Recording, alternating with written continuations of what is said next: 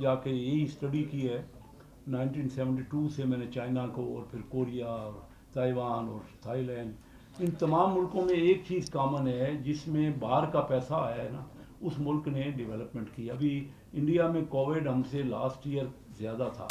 India में 50 अरब dollar का बाहर की डायरेक्ट फॉरेन इन्वेस्टमेंट आई है, हमारे यहाँ 1 अरब डॉलर की आई। ये मतलब मेरा ये है कि हमने फैसिलिटेट नहीं किया, हमारा bureaucrat ease of doing business नहीं करता। जो हमारे क्यों आखिर हमारे मुल्क में क्यों लोग नहीं आते? चलो बिजनेसमैन हो सकता है कि ब्यूरोक्रेट कहते हैं बाद औकात के बिजनेसमैन ठीक नहीं रिटर्न करते। भाई बाहर का बिजनेसमैन तो ओपन है ना, सारी दुनिया में जा सकता है। वो आखिर पाकिस्तान को क्यों पसंद नहीं करता, इंडिया को पसंद? तो मकसद तो ये है कि जब तक, अच्छा फिर हम नेशनलाइज यूनिट जितने भी हैं वो सब खजारे में, ह्यूज खजारा आ रहा है। और कोई भी पार्टी इस वक्त इस बात चार्टर ऑफ इकॉनमी से मुराद ये है कि वो बैठ के पहला फैसला तो वो करें, पहला जो मैंने कहा कि ईज ऑफ डूइंग बिजनेस में फैसला करें मिल के। जो रुकावटें हैं हमारे मुल्क में, जो बाहर वाले नहीं आ रहे, जो बार बार हमें शिकायत करते हैं कि यहाँ करप्शन है, अंडर द टेबल पेमेंट होती है, उसको ठीक करना पड़ेगा। दूसरी बात ये है कि जो हमारे नेशनलाइज इदारे हैं वो लॉसेज कर रहे हैं, उन लॉसेज हमारी एक पार्टी फ़र्ज़ करो कोई हम प्राइवेटाइज करने लगते हैं ना। पिछली बार PIA पाकिस्तान मुस्लिम लीग ने उस वक्त प्राइवेटाइज किया तो PTI ने पूरे का पूरा हंगामा मचा दिया और ख़त्म हो गई बात। इसी तरह पीपल पार्टी स्टील मिल की नहीं।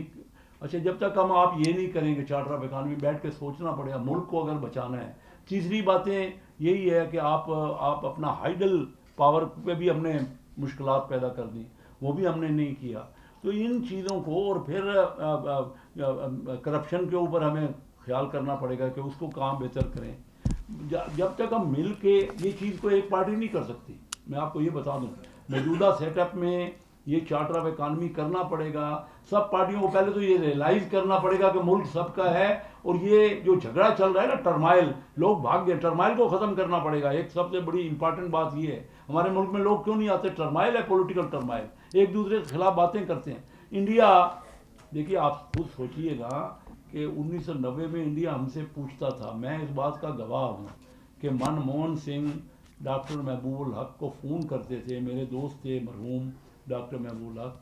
Manmohan Singh as a prime minister of India doctor Mahbubul Haq से पूछते थे कि पाकिस्तान आगे जा रहा है, उसकी क्या वजह है।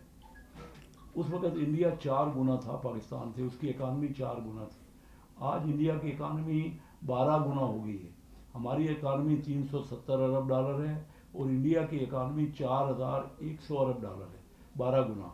आज इंडिया, हम, और फिर जो चार्टर ऑफ इकॉनमी का आपने पूछा हल क्या, हम हल की तरफ जा नहीं रहे। हमारा अमीर आदमी टैक्स नहीं दे रहा, हम डायरेक्ट इनडायरेक्ट टैक्स लगा रहे हैं गरीब आदमी पे। इनडायरेक्ट टैक्स समझो, जितना सेल टैक्स है वो सब गरीब आदमी पे, डायरेक्ट टैक्स नहीं ले रहे। आप देखिए कि हमारा टैक्स जो है वो 10% से कम है, 9.9% है हमारे FBR का टैक्स GDP का। इंडिया का 17% है। इंडिया का टैक्स, ज़रा गौर से सुनिएगा ये बात, इस वक्त इंडिया का टैक्स जो है पाकिस्तान से 21 गुना है। हमारा टैक्स अगर 6000 अरब रुपए FBR ने रिसीव किया है 2022 जून में, तो इंडिया का टैक्स 1,30,000 अरब पाकिस्तानी रुपए से ज़्यादा है। तो हम क्यों अपना टैक्स ही वसूल करते? डायरेक्ट इनकम टैक्स लगाना पड़ेगा अमीर आदमी पे। अगर अमीर आदमी टैक्स नहीं देगा, ये है चार्टर ऑफ इकॉनमी। अगर हम कर सकते हैं, अगर हमने फैसिलिटी देनी है अमीर आदमी को, क्या किया हमने? डॉ मेडिकल कॉलेज और किंग एडवर्ड जब पाकिस्तान बना उस वक्त भी थे।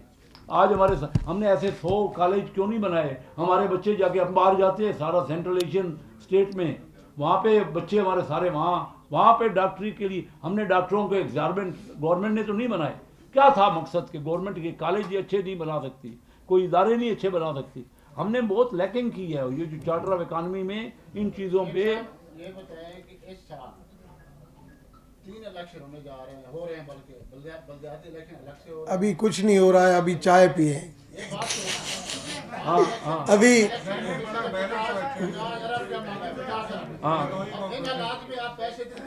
इन हालात में इलेक्शन नहीं हो सकते। ये अनऑफिशियली मुझसे पूछ ले। जो इलेक्शन में जा रहा है ना, जो सोच रहा है ना इलेक्शन का, मैंने तो पहले बता दिया कि हमारा नौजवान जो है अभी वेंटिलेटर में है, आप उसकी शादी की तारीख मुकर्रर नहीं कर सकते। Thank you. निकालो उसको।